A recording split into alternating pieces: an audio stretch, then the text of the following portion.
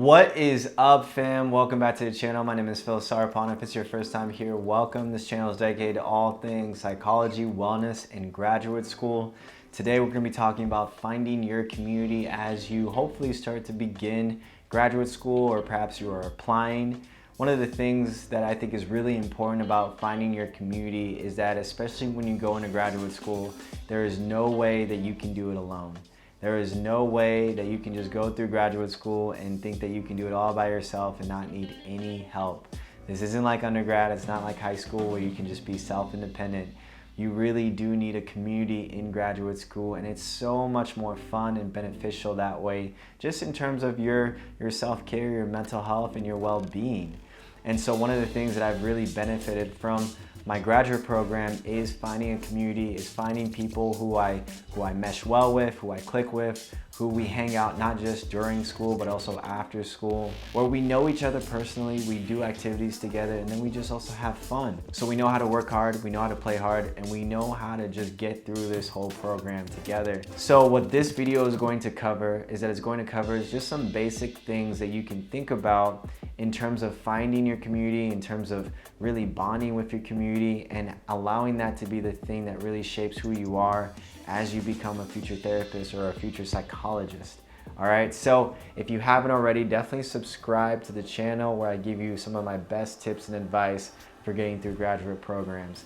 Now, in terms of finding your community, one of the biggest things that you can do is that once you've been accepted, most of the time the school will release an email list of all of the people that have accepted their offer. And so early on, you're going to be able to know exactly who is going to be in your cohort. And I would recommend and suggest really contacting your cohort early. In fact, early in terms of before you actually start orientation and you meet each other in person in the school format.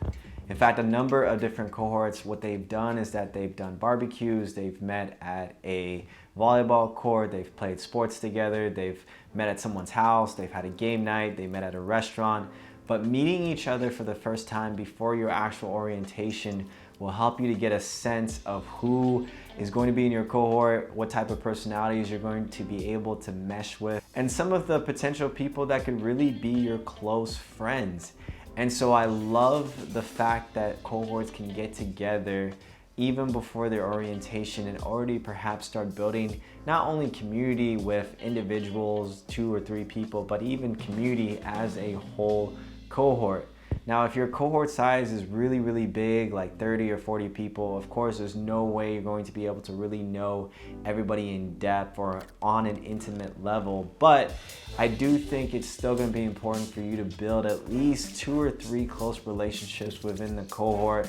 People that you can go to, people that you can depend on, and people that can even depend on you. I think that's what's really cool, of course, about a relationship, is that it's not just one-sided, it also is actually reciprocal. Now, this will mean that you have to get out of your comfort zone. If you're introverted or if you're shy, you definitely will have to try and be more out of yourself, but I promise you will not regret it. This was something that I really had a hard time with, is that I really had to get out of myself. I was so easily laid back that it was easy for me just to chill and not talk to anybody, but I really tried my best to get out of my comfort zone and really go out and try and make as many connections as I could.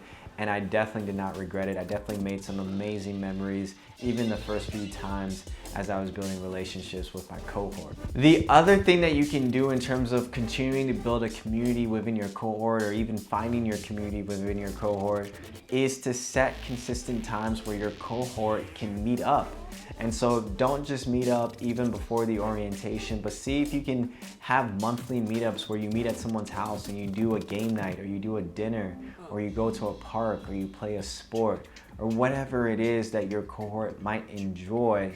Honestly, the more bonding times that you guys have as an overall cohort will give you a better glimpse and idea of the more closer relationships and the few number of people that you could really connect to and connect with over the course of your graduate school profession and career. So that is something that I would definitely suggest in terms of trying to have your cohort have those consistent times where you guys can hang out, can chill, especially outside of your graduate program, to just have fun, be laid back, and be relaxed. one of the things that was really cool about my cohort is that we made sure to include other people who had significant partners, who were married, who had kids, who had family members, who had other friends in the area. We just said, hey, everybody can come. It's not just the people in the cohort. And so I do think it's super cool because the people that are important to you, that are close to you, that come with you to some of these hangouts might meet other people that they can also connect with and also be friends with, while you also build more intimate connections with people in your cohort. And then the biggest thing is that honestly, once you have cohort meetings and they're consistent and you're going through class with people and you're talking with people, you will get a sense and a vibe of who is going to be your ride or die in the program, and it will just naturally connect and make sense. And so, but that doesn't come always naturally. So for some people it does come really quickly, but for some people it does take a little bit of time. But I do think that if you are in a general cohort model and you guys are meeting consistently, it's gonna be really easy to find those small groups of people where you really do connect on a personality level or on a life stage level or whatever it is. And those may end up being your ride or dies or your people that really help you get through the program. So as long as you have those cohort meetings and you have that consistency, I do think it's gonna be a lot easier for you to actually find your tribe and find your group of people that you can depend on and they can depend on you. The cohort motto is that you guys are all in this together. You should depend on each other, you should help each other, and you will be able to get through it together. All right, so if you guys have any questions about this, definitely put it down in the comment section below. For anyone who is already in graduate school and has any other tips or guidelines, also share that in the comment section below.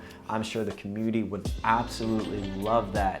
And with that, I will see you guys in the next video.